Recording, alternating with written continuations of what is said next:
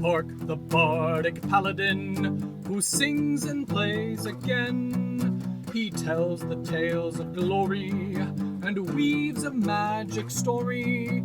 He'll join you at your table, and ask you to share a fable. Heroes of humble origin, villains who must be fought again. No matter their skill or prowess, the people in life are countless. So we pray you heed our request. Enjoy this tale of sidekicks and side quests.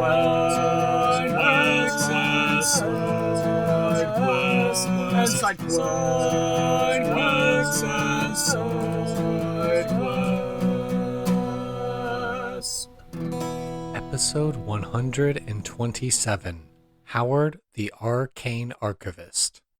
Welcome to Sidekicks and Side Quests, the Dungeons & Dragons podcast that helps to put humans back into humanity and breathe life into your campaign NPCs with backstory and bravado. That's right, we're building a world, one character at a time. I am your host, Kurt Krenwelge, the Bardic Paladin, and I'll be joining Brian Rose's table in the Levitating Platter.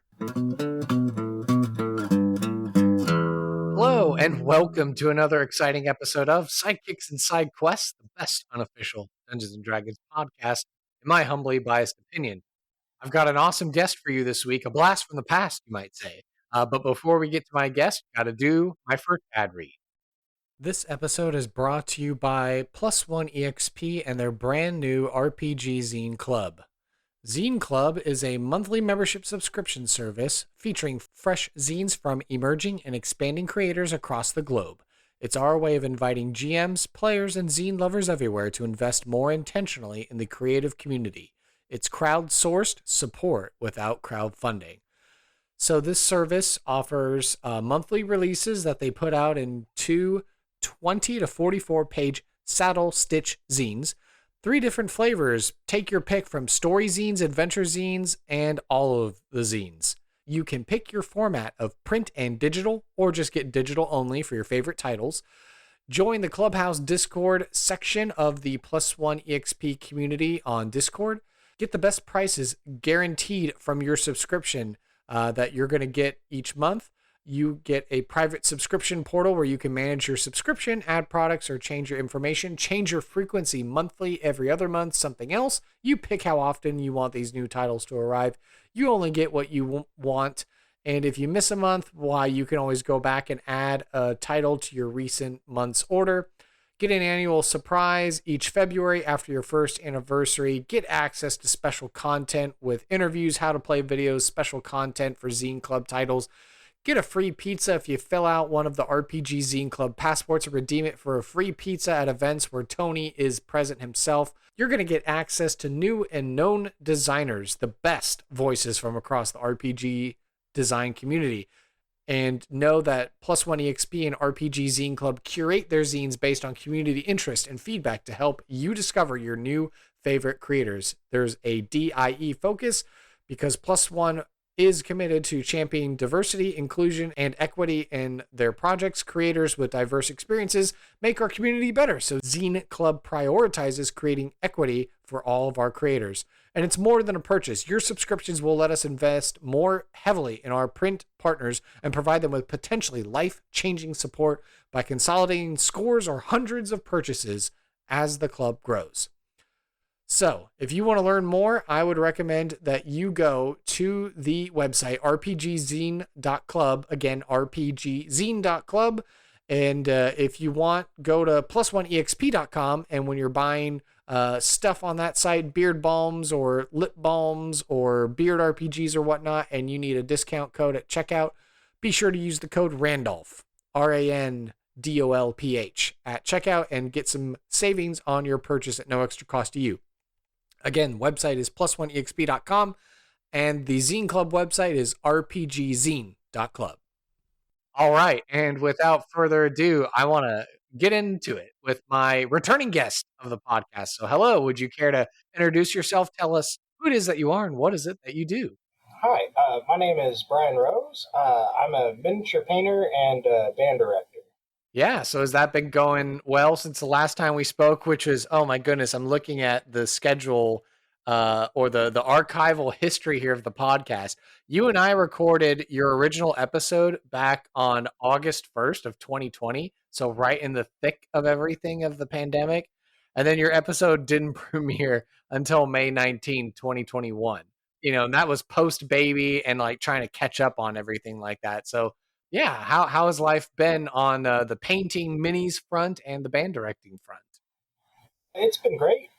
Absolutely enjoying a lot of the new stuff that's been coming out for all the different companies for just all the different things you can paint up and stuff like that. Are you doing it more for like a hobby thing and like for your own games that you're doing and running and playing in? Or are you like some of these other accounts that I've seen on social media where they're like, here's me doing like some of these Warhammer 40K painters are like, they take it to the next level where it's like, oh, let me put some like wiring on the hammer and use an airbrush to make it look like this hammer that this guy is holding has like it's emanating lightning or something like that. Like some of these things are like totally, next level and blow me out of the water with my like, oh, here's like two little dots for the eyeballs and I hope I didn't, smudge the paint kind of a thing.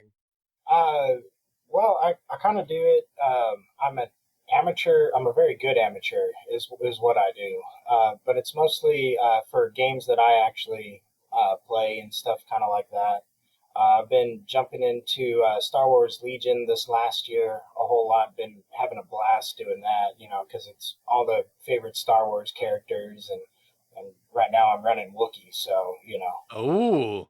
So it's like what was it? That was Revenge of the Sith is when we saw Kashyyyk and all the stuff during like the ending part of the Clone Wars, right?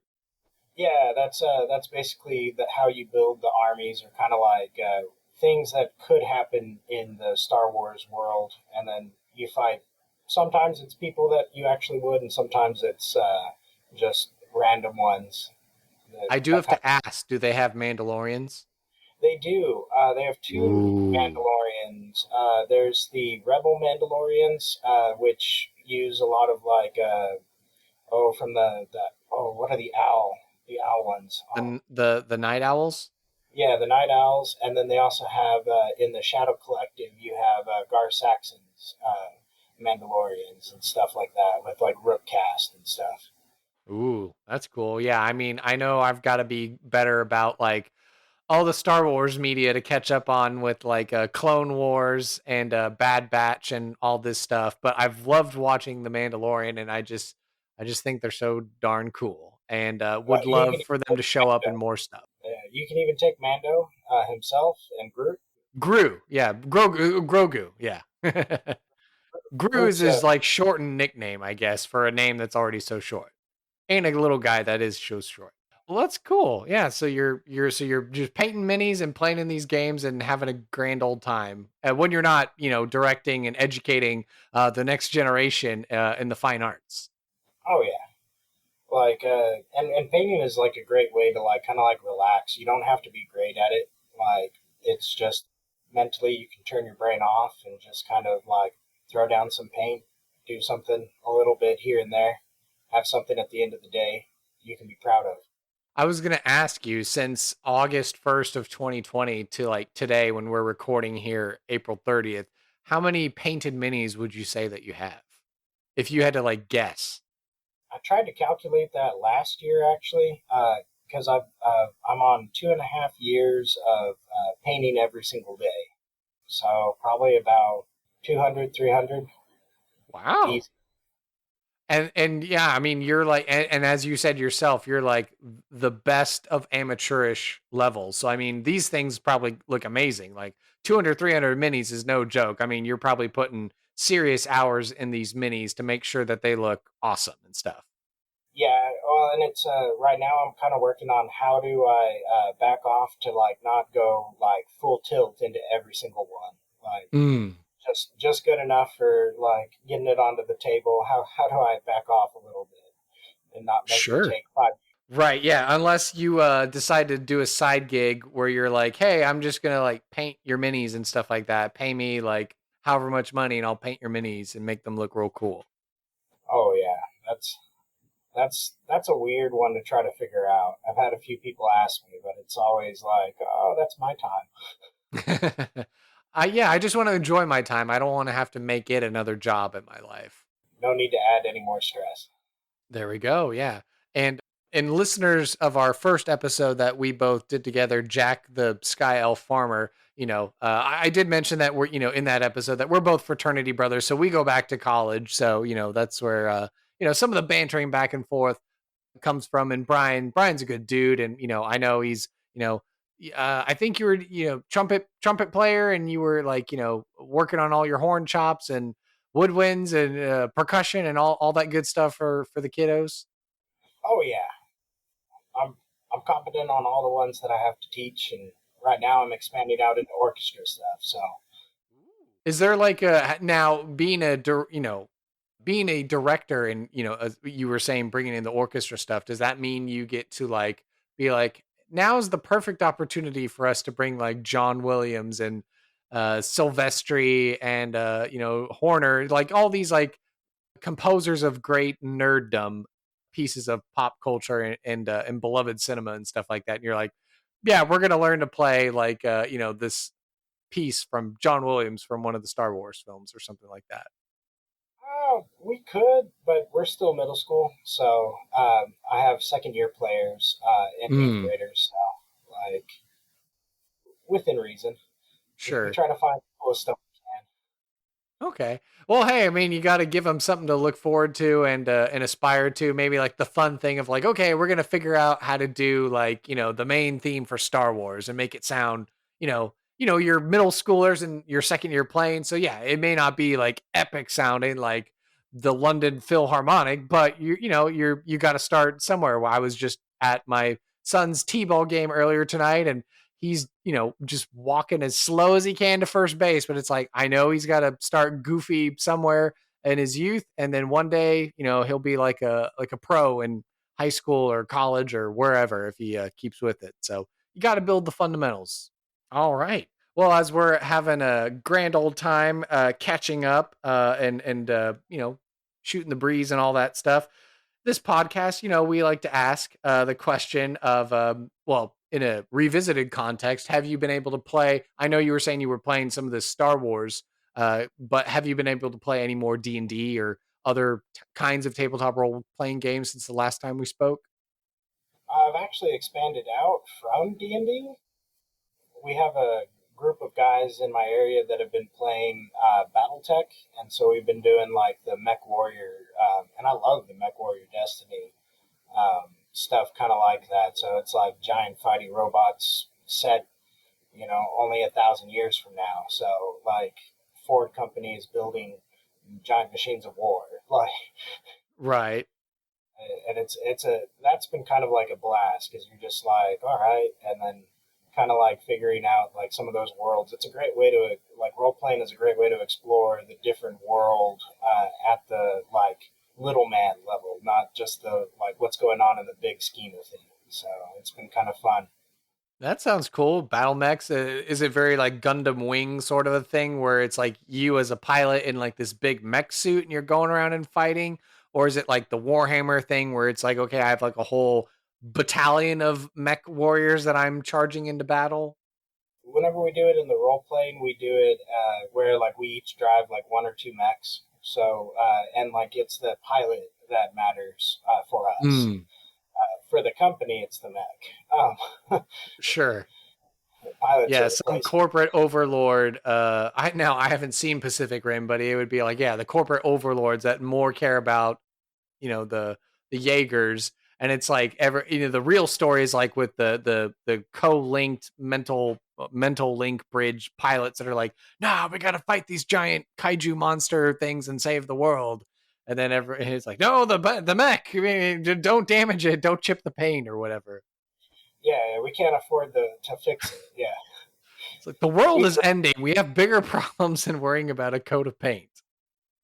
oh Don't cover up the sponsorship logos. We need people to see those. yeah. Pacific Rim is one of those where it's real close to like if you're wanting to watch some. And I think the BattleTech even has a like a '90s cartoon that you can find on YouTube That's Okay. it's awful, but it's great. I was just thinking of that joke of like oh, don't cover up the branding, but then it made me think of like NASCAR. Like, is there like a mode of like BattleTech NASCAR, if you will? Like, hey, these battle mechs are gonna go fight against a whole slug of bad guys, and so you're like there in the stands and you're like, yeah, cheering on your favorite battle mech or whatever. Well, there's a whole world in that system that's it's called Solaris, and it's basically Las Vegas, like in fighting. So like they do like MMA type fighting, but it's like mech on mech, like and so Oh, like it's real steel. yeah, like real yeah, exactly real With steals. Hugh Jackman, yeah. With giant rock'em sock'em robots. Yeah. Yeah, with the stands too, and like it full. It can everybody. Okay. All right, that's pretty cool. So yeah, you're jamming, you're playing different and cool games. So maybe hopefully you get to get back into some D&D or Pathfinder, or Tales of the Valiant, or the MCDM RPG. You know, Vampire, or any of these other great tabletop games that are out there. Which I think segues nicely into the question here. Since the last time we spoke, has there been a new or interesting NPC or sidekick character that you've come across, and why is this character been interesting to you? You know, whether it's from a game or some piece of media or literature or whatnot. Well, I was actually thinking about that one, and the one that I ended up coming up with was he's not like technically like an NPC because you can play him in 40K like on the actual tabletop and stuff, but like you don't play as him. Mm. And it's Bjorn the Fell-Handed, and so he's part of the Space Wolves, which is what I still do in 40K, and he's like the oldest living. Like he's entombed inside of a giant dreadnought, and there's a particular book. It's called Ashes of Prospero by Gav Thorpe, Hmm. where he like shows up and he's helping out one of the main spellcaster wizard of the Space Wolves, and there's like a scene that I absolutely love where he's just they're like in this like warp type thing with like demons and everything like that. And so he just picks him up and throws him through like this portal. He's like, "You need to get into this portal. Like, leave this killing to me." And then he's like just going crazy on these like demons as he's like, and then he just like casually picks up a guy and tosses him, like just It's like the like Doomslayer or something like that. Like, no, no, no, all these guys are mine. You get out of here. yeah, this is my job. You do yours. Yeah, And then the heavy metal starts up and chainsaw swords and whatever else, miniguns and explosions and stuff. yeah. Foreigner starts playing. Ba-da-da-da-da. Okay, that's pretty cool. I dig. I know it's so daunting, all the 40K mythos that's out there, the literature, just in the game itself. And, I had my brief foray back in my middle school years with the Imperial Guard, and I had like a basilisk artillery thing and a tank and, a couple squads of dudes. And I've told this story multiple times of like how, I was with my friend group, was into 40K, and when we all got together, three of my friends would be too busy arguing about like what characters they could or couldn't use for the battles. And then the other two of us would be like, look at this cool tank I painted. And wow, you did such a good job on that. So the two of us would like be comparing our mini painting skills for middle school age levels of skills. And then, like I said, my other three friends, God bless them. I love them and haven't spoken to them in a long while, but they would just argue about like which characters you could or couldn't use and stuff like that. But hashtag middle school problems, I guess. Oh, it doesn't change. Arguing about rules is still part of. Oh, so when you get to be a mid 30s year old dude, it's like still a problem. Oh yeah, does never Okay, goes. it never goes away. Okay. And then same question or same thing in regards to side quests. Has there been a new or interesting side quest or B plot element that you've come across in, your tabletop gaming, video games, movie, film, television, etc.? And why is this B plot element, this side quest, stuck with you? Oh, I recently played through that Hogwarts Legacy, Okay. and there's like one of the missions where you meet this one gal, and you're just like saving all the magical creatures and stuff, and then you end up like saving a dragon and stuff kind of like that. And there's like the bad guys you kind of have to like, and there's some elements where you can either choose to sneak through it or you can like go in full tilt. So it kind of gives you a lot of different ways to figure out an answer to the same problem. Oh, okay. I haven't had an opportunity to play that game.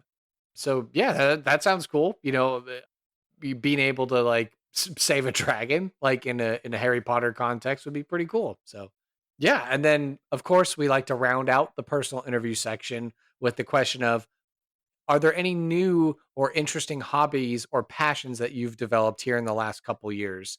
And why is this hobby or passion stuck with you? Well, now it's just mostly just music and the wargaming, like a little bit of that. Been hiking a lot more though, so Oh, been okay. kind of like do a lot more outdoors as much as possible. Do you find that being outdoors in nature kind of like helps you in the context of like being able to, connect to or appreciate music more, or even like with your painting, like you're seeing colors in nature and you're like, oh, I really like that color on that flower. I should remember that color. So the next time that I'm painting, maybe I can try and evoke that color. Yeah, no, it definitely helps with things kind of like that, and plus you get to see cool sights. My favorite thing to do is to climb to the top of the mountains. I try to do like real big, like man versus nature type things, where like we might not make it to the top, but we're gonna try our best. And in music, you kind of have like some parts of that, and I use it a lot in my classroom where I go, like, there's going to be parts where like hiking is fun, but this part sucks. And there's some parts kind of like with just everything that we do where it's like, well, this isn't the most fun of it, but it makes it more fun later. Or the when you get to the end goal, like you get to see something cool or you get to be able to play something cool. So it kind of like coincides that way. And there we go. Yeah, I think it's been a great catch up section here at the beginning of the podcast. That now I think it's time to head into some NPC creation.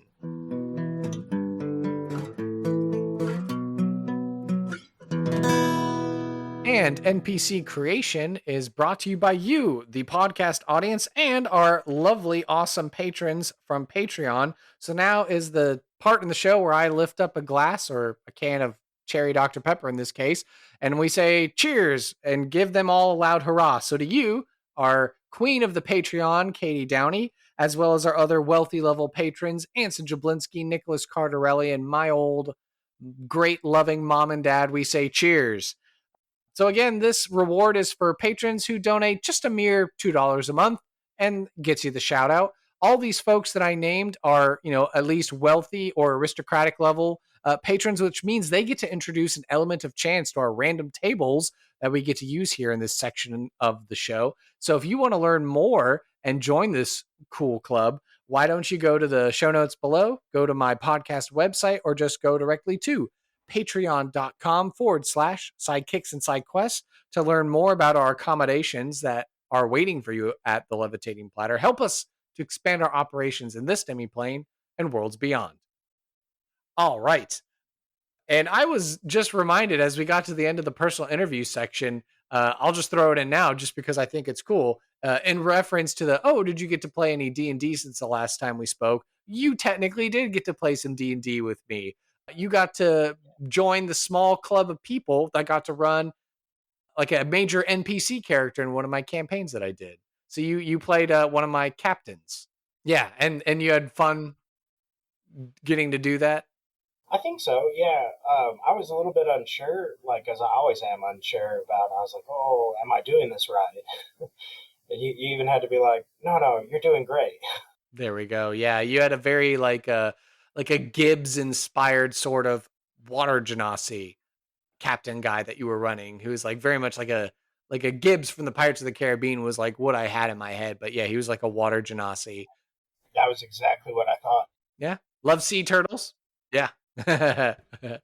Yep. So, all right. Well, yeah, this is the NPC making part. So we could make a dude like Gibbs again, or we roll the dice randomly and see something that we get. So Is that kind of what you're wanting to do today? Is roll some dice and figure out what we get, craft a story along the way, or do you have an idea that you wanted to work with? I kind of had an idea. It's not fully fleshed out yet. I don't know. I was thinking of kind of like a weird librarian type character. Short, small, and thick, large glasses is kind of like the main thought I was kind of thinking of. Like, kind of very bookish. Okay, we can totally do that if that's what you want. Yeah, so like the only framework that we're working with is that we expect this character to be a librarian uh on the smaller side who or just wears like very large glasses. Yeah, like just kind of like you know kind of what I'm thinking. Like where like I don't know. You see the glasses first. It's kind of a like So old just school. very bad eyesight. Maybe. Maybe or Or they're just a fashion piece. like used to be. Well, I don't know. I was kind of thinking, kind of like a librarian inspired. You know, like from that TV show character, or oh, what's that one where they go find the magical artifacts and they're kind of like safekeeping them. Oh, I see, the librarians show. Okay, so kind of like a arcane sort of librarian, like like it's books and stuff like that, but there's also artifacts and stuff that they keep under lock and key. Yeah, like somebody that like if you wanted to create like a large kind of like library in your world, or go to the library in the D&D world, they have that big one. He could be a character that could kind of like Candlekeep. that. Yeah, Candahoo. That's what it is. Okay. All right. So our idea is that like some kind of arcane librarian archivist type character that works in this place and that they have big prominent glasses. And that's what we're working with and everything else can be randomized. Okay. All right. Well, if you are ready to begin, we like to begin NPC creation with trying to determine a name for a character. And of course, we do that by rolling a d20. And what did we get? Let me grab a D20 real quick. We got a 6. 6. Okay. Your answer was provided by our Patreon supporter and my dad, Wayne Crenwelge. Howard. So someone named Howard. And then now we need to figure out what is the ancestry of our character. We determined this with a D100 or a 2D10 effect. 56 as I scroll down the list. Oh, Howard is a firbolg. So he's a big half giant, like a Fey inspired half giant. So Howard the firbolg. Okay. And then let's see. So we know the job or role in society for Howard is that he works at this like arcane library and he is like one of the archivists or something like that. He just like works at the library, or he's like the only one, or what are you thinking? Yeah, he's somebody that kind of like works there. Like, not like super high level, but kind of like a old adventurer. Like he used to be the guy that used to go out to find the stuff, and now he's kind of out to pasture, tending to the other needs of the library.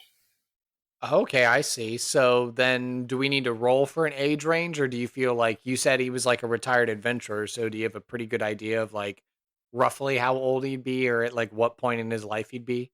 Ooh, I was thinking like late 70s. Well, I don't really know how fearbogs how long they actually live or anything like that. So I was thinking around like 70 ish. Okay. I mean, that's fine. I mean, we're happy to research that later and determine it. But like 70s or like the equivalent of a 70-year-old Fearbold could, because that could easily be upwards of a couple hundred years or something like that. So, okay, that's pretty cool.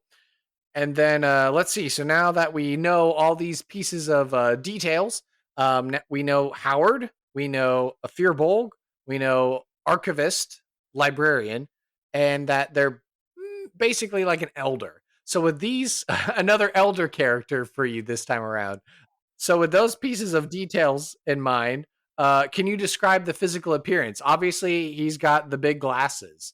Is that like a thing he's always had?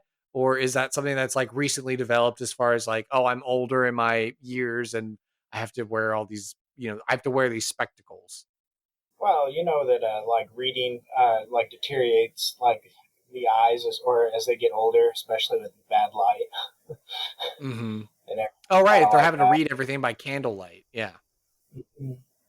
So it's more of a like when he like retired from the adventuring side, kind of is. Mm.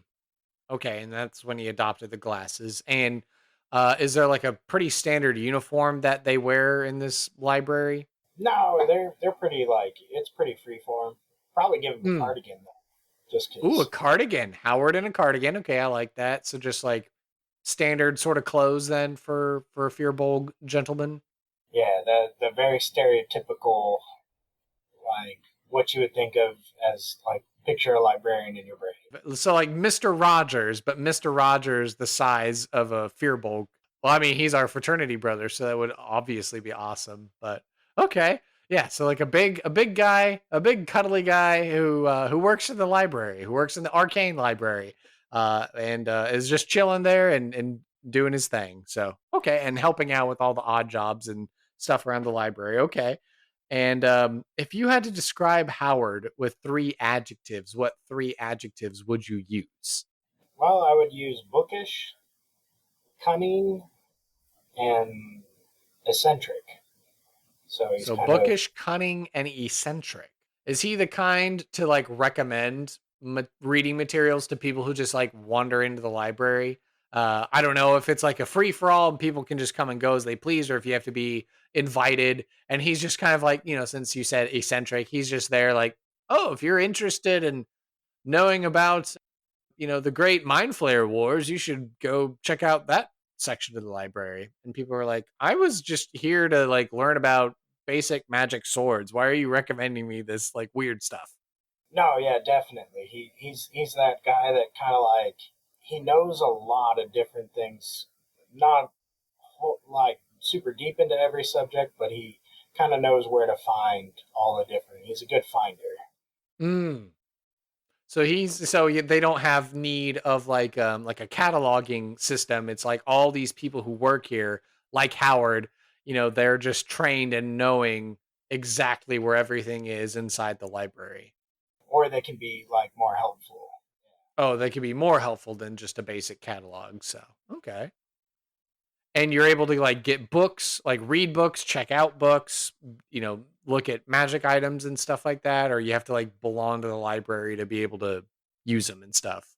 I think yeah, like most libraries kind of want a membership at least. And the membership Mhm. grants you different levels of access and help. I see. So like the more of a frequent reader and quest taker you are, the library affords you more access to better and better things and more privileges. Okay, yeah, that's pretty cool. All right, so let's see.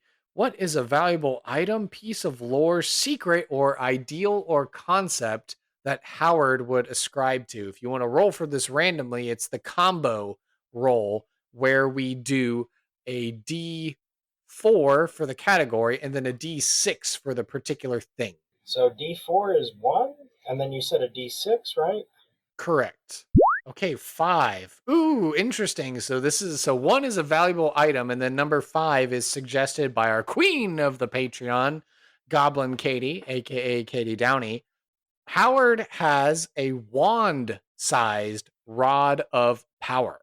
So what does that mean? Why does Howard have that? Is that like his personal item, or is it like his favorite item from the library that he just seems to always have on his person, even when they tell him, Howard, that's not yours, you need to put it back, and he's like, yeah, I'll get around to it later, and then he's just always there like, oh, what is this thing doing in my pocket, kind of a thing. Why is it here? Well, for his backstory, like with him being like a former kind of adventurer, like treasure seeker type, he might Mm-hmm. it's one of his things from the past, or like his Oh kind of yeah. something that he's always like has always helped him out, so he always keeps it on him. I see. Okay. Yeah, no, totally can do that. Okay, so it's something from his past, from his old adventuring days. So, is that something that the library is very keen to get their hands on? Like they've made offers for Howard, like, hey, in your last will and testament, you should leave this thing to the library, so then that way we can have it. Yeah, it goes back to them at the end, like a lot Ooh. of his belongings.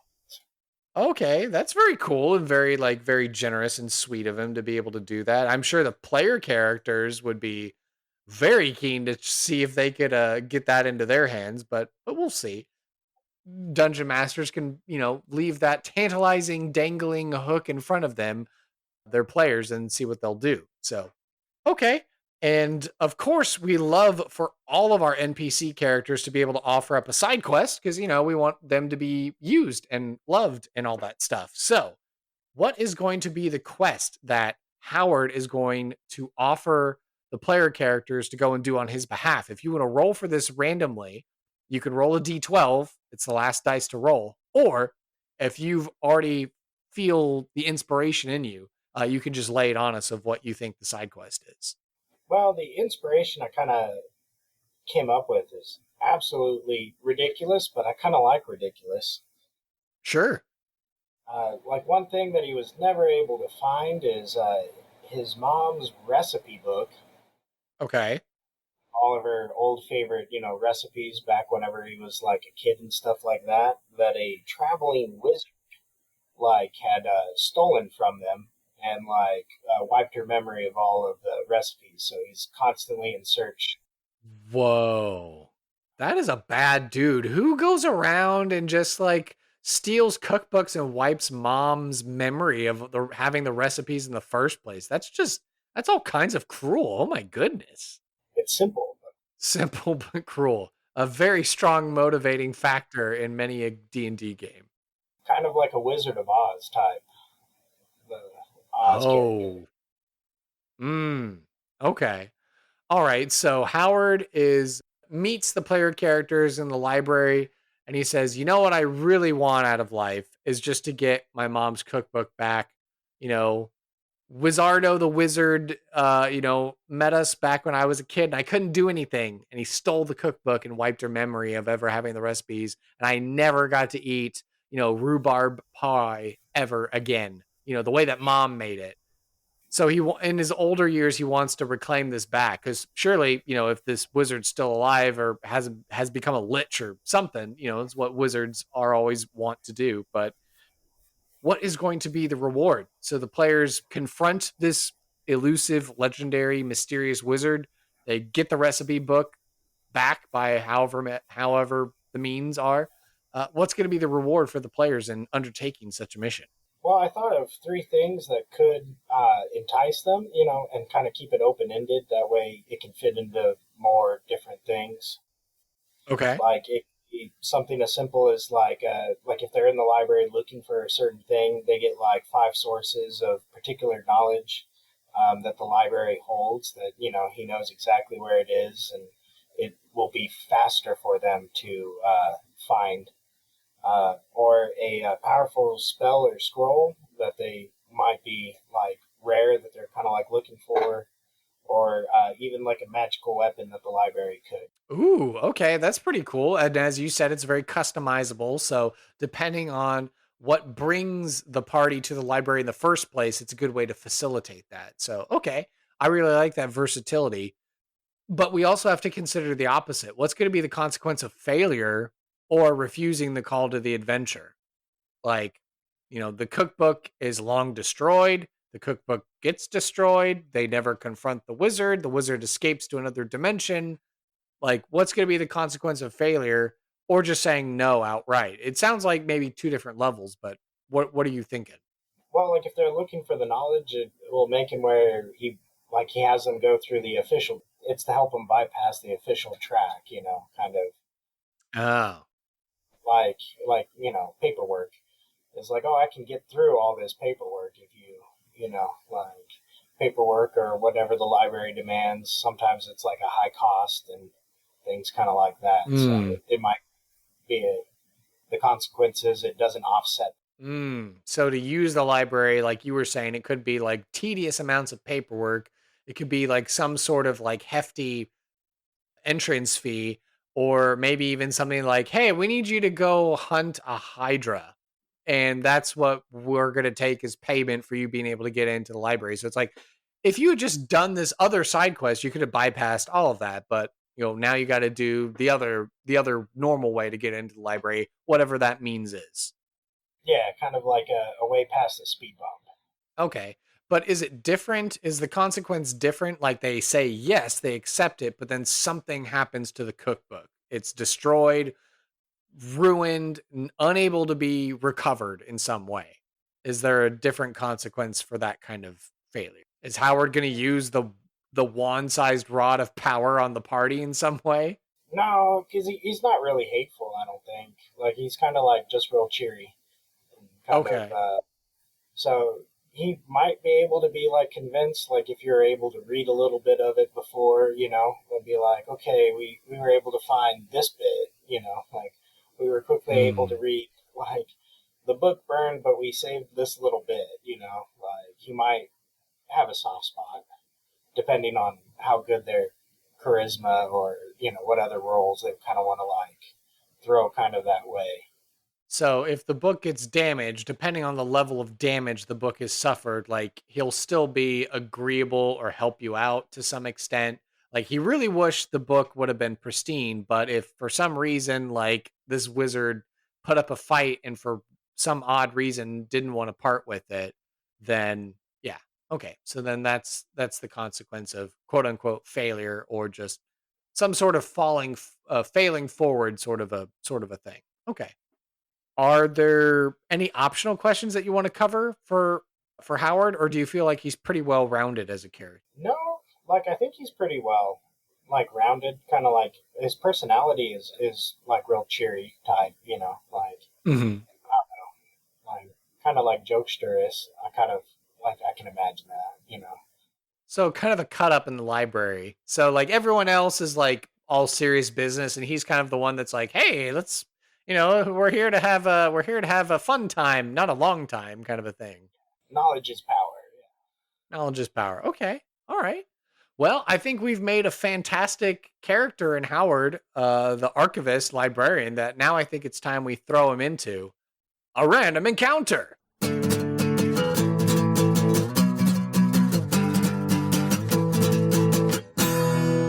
This random encounter is brought to you by my sponsor, Zencastr. Zencastr came into my life when I didn't think I would need it, but now I definitely need it with trying to raise a family and keep the podcast episodes flowing and all that stuff, and not trying to keep myself awake for all hours of the night trying to get these episodes edited. Thanks to Dane and Benjamin over at Dispel Magic showing me this service, I was hooked. And I decided to become a paying member so I could get access to all these awesome tools with editing and getting these great episodes to you. So it is so easy and super easy now to record a podcast with Zencastr. You log into your browser and you start recording a high quality podcast right away. You could record studio quality sound and up to 4K video with your guests. Feel a sense of zen. Knowing Zencastr's multi-layered backups ensure you always have your recordings in the highest quality, even if the connection is unstable. A hard sell. On that point alone, I've been podcasting for a couple of years now. That is amazing. So that is a great selling point of this service.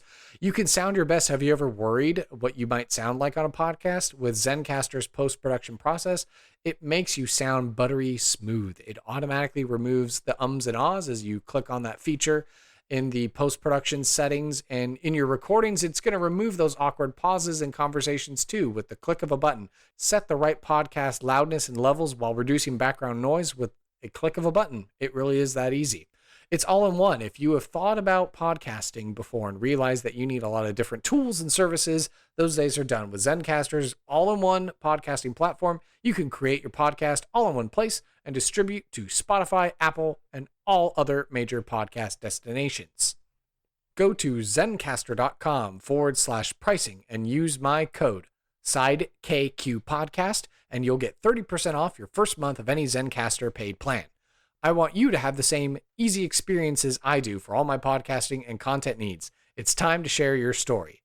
Again, the website, zencastr.com/pricing. Use the code SIDEKQPodcast and get 30% off your first month of any Zencastr paid plan.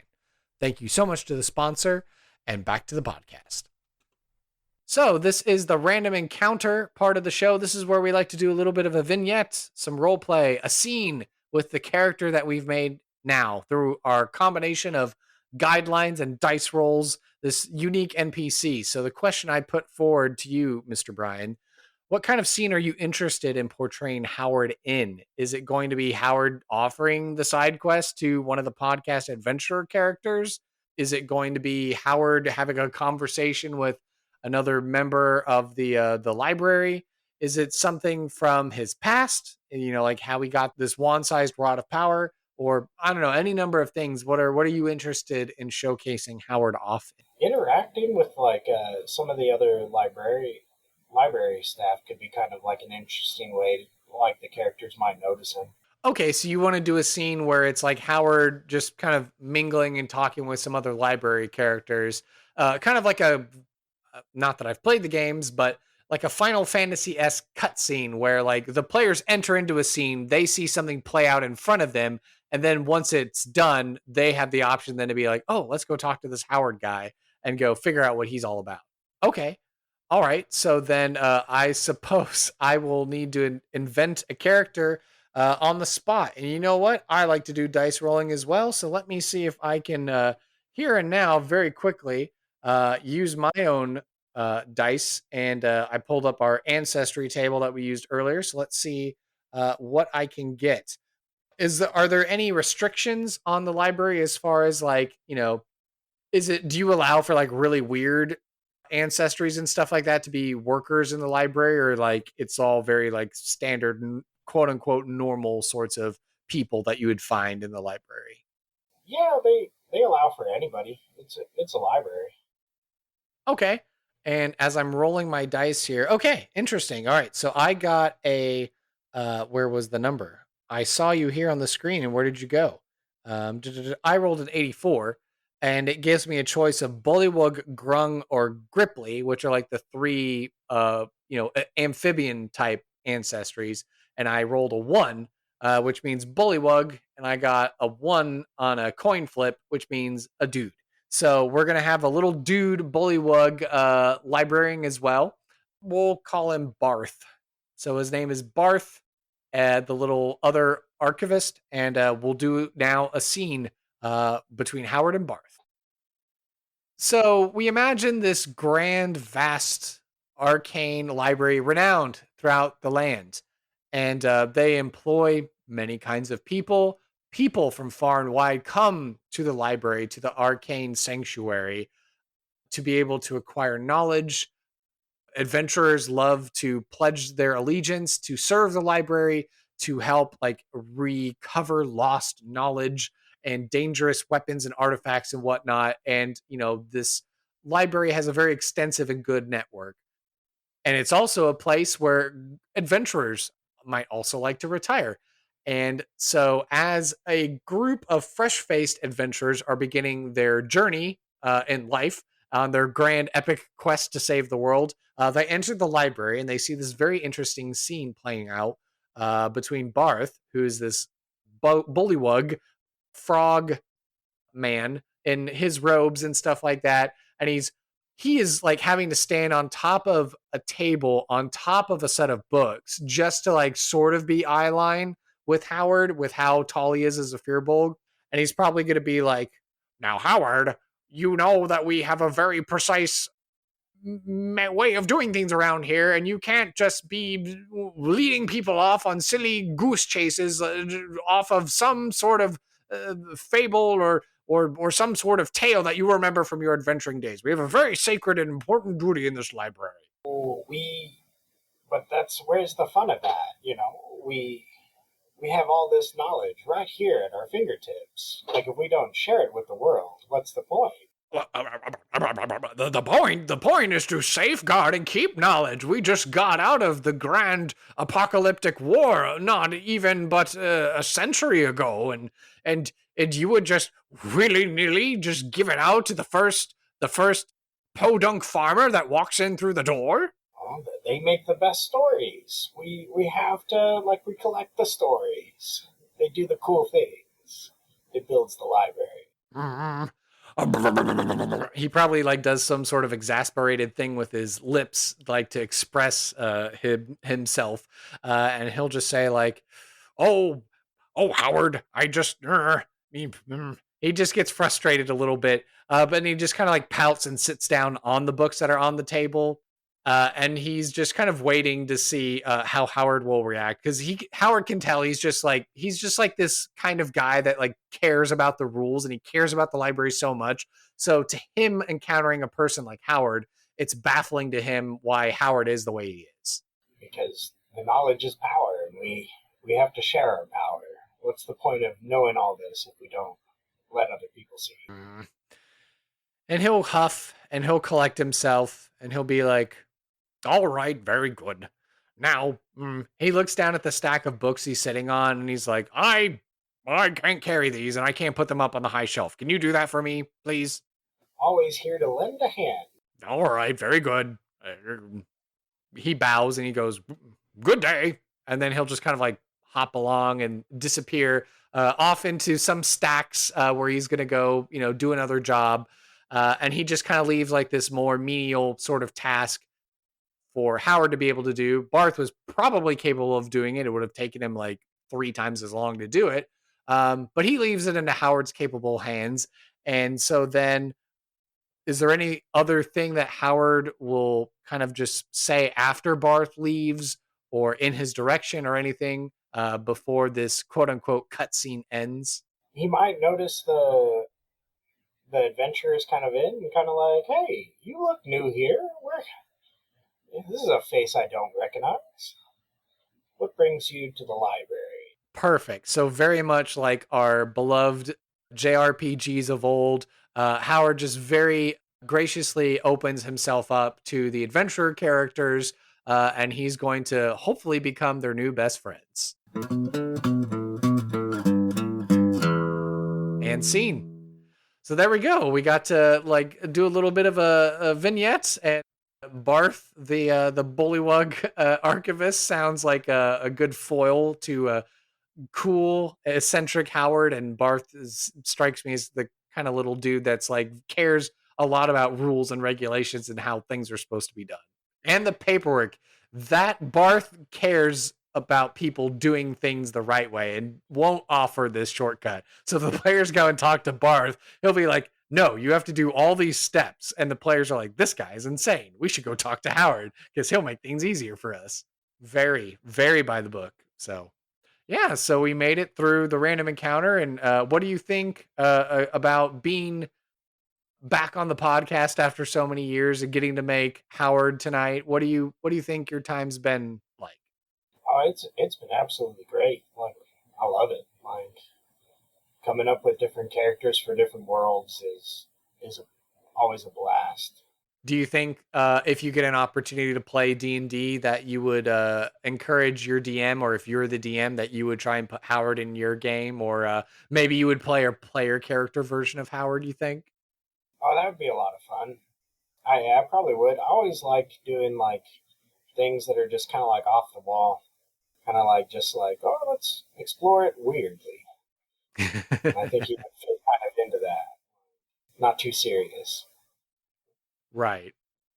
Yeah, because everyone's first couple of D&D characters are like, these dark brooding characters, reflections or power fantasy versions of themselves. And then the time goes on where like, yeah, I want to be like a giant firbolg librarian guy who wears Coke bottle glasses and has a little wand-sized rod of power in his pocket, and he's old, but that's who I want to play. It doesn't have to make sense. It's escapism. All right. Well, as we're here in the final thoughts section of the show, I always love to leave it, to the guests for any final comments or feedback. And, if there's anything that you want to plug, if you want to be found on social media, not that it's required. I'm finding myself being an older, middle-aged 30-year-old dude. Maybe not middle-aged 30-year-old. Maybe I do feel like a middle-aged 30-year-old dude somehow juxtaposed, but the point being like, I'm not having to worry about the hustle and the grind of the algorithm. But, if you want to be found, if there's anything you want to promote, if there's passions or causes you want to have us be made aware about, lay it on us. Let us hear it. Oh, well, at some point I might revive my YouTube channel, which is Texas Rose Miniatures. And then, like, I am on the Instagram, but it's pretty private as a public educator. You kind of have to be. Sure. Yeah, no, we totally understand, and respect that. We love teachers on this podcast, and being a music dude, we love music educators for sure. So parents out there, guardians, or, friends out there, if you have a musician in your life, give them a hug, tell them good job, and to get back into practice. Get into the practice room. They need it. They may think they're good, but everyone could stand to use a little more practice. Oh, the best need the practice. All right. Well, thank you so much, Brian, for returning to the podcast. And thank you so much. And I can't wait to have you back on making even more interesting NPCs. Thank you for listening to this episode of Sidekicks and Side Quests. Be sure to subscribe to the podcast through Apple Podcast, Google Play, Spotify, Amazon Music, and Overcast, or feel free to save the RSS feed to use the app of your choice. If you don't like using podcast apps and services, I'm proud to announce that I'm in the process of uploading the podcast to our very own dedicated YouTube channel, which you can find by searching for Sidekicks and Side Quests. All future episodes should automatically publish to our YouTube channel. Visit our website, sidekicksandsidequests.com, for links, write-ups of the NPCs, and to learn more about the show and the guests who have been on it. To stay up to date and interact via social media, you can follow the podcast on Facebook, Instagram, and the corresponding threads, Twitter, now rebranded X, and Reddit by searching for SideKQ Podcast. You can now also find a very tiny community on Discord as well. I would love to talk D&D and showcase your fan art, stories of how you used our NPCs, discussions, and commentary. If you'd like to hail the bard, simply send me an email at sidekicksandsidequests@gmail.com. To help this show be the resource it's meant to be, I ask that you please leave a review on iTunes, 5 stars if you please, to help spread the word and share our podcast with your friends and family. Whether you're a veteran player or an aspiring dungeon master, there's something here for everyone, and I want to hear about it. As mentioned in the NPC creation section of the show, I do in fact have a Patreon for the podcast. If you love this podcast and you want to help support us and take our show to the next level, I would appreciate it if you would go to patreon.com/sidekicks-and-sidequests. No matter your lifestyle expenses, we have wonderful rewards at every level of Patreon membership tier. Modest, comfortable, wealthy, and aristocratic accommodations await, and we welcome all patrons to the Levitating Platter. Seriously, your financial support allows for this passion project to continue to invest in itself through the tools that will take our production to the next level, as well as provide more content for our patrons and the community at large. Please consider supporting me on Patreon if you can. Sidekicks and Side Quests is unofficial fan content permitted under the fan content policy, meaning I'm not approved or endorsed by Wizards. Portions of the materials used are property of Wizards of the Coast. Copyright Wizards of the Coast, LLC. Thank you for your support, and I'll see you at the pub next time. Bar to rock on 1, 2, 1, 2, 3, 4.